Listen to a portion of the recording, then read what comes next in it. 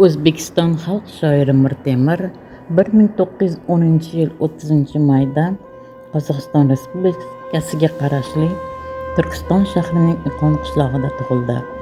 U eski maktabni bitirgach 1921-1923-yillarda Toshkentdagi Almay nomli bolalar namuna maktabida tarbiyalanadi.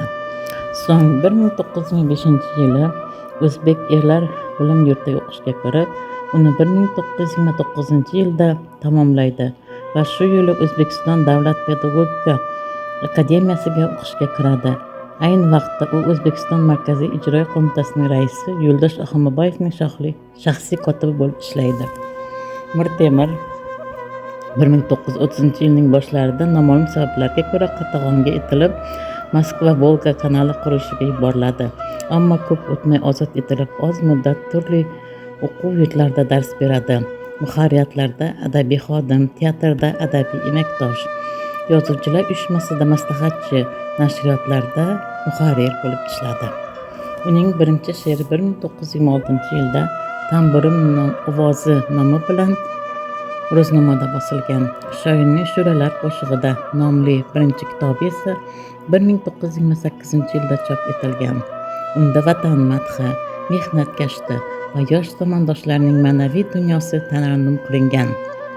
Shoirning xalq ijodidan ilhomlanib Ajdar, Dilkusho, Suv qizi, Oysanamning to'yida kabi dostonlarni yaratdi. Bu asarlar 30-yillarning ikkinchi yarmidagi o'zbek she'riyotining rivojiga muhim hissa bo'lib qo'shilib kelgan. Urush yillarida yaratilgan Vabo, O'ch, Bu mening vatanim, ona shahar, dengiz bo'yida mard yigit, yoring bo'lay pilla, ko'zlarim yo'lingda kabi she'rlarida dushmanga nafrat hislari jangovar ifodalangan.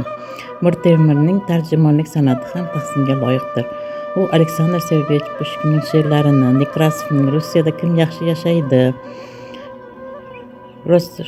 Rustavelining Yo'lbars terisini yopingan pahlavon, Abay, Maxtumquli va Berdaq asarlarini hamda qirg'iz xalq eposi ma'nosini tarjima qilgan.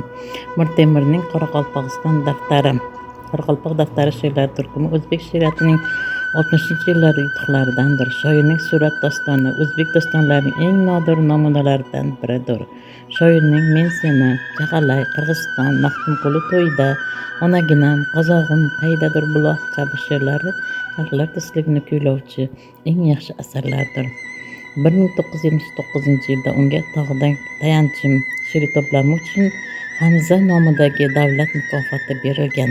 Shuningdek, u Berdoq nomidagi Qoraqalpog'iston davlat mukofoti laureati, buyuk xizmatlari uchun ordeni sohibi bo'lgan. Mir Temur 1928-yili 25-yanvarda Toshkentda vafot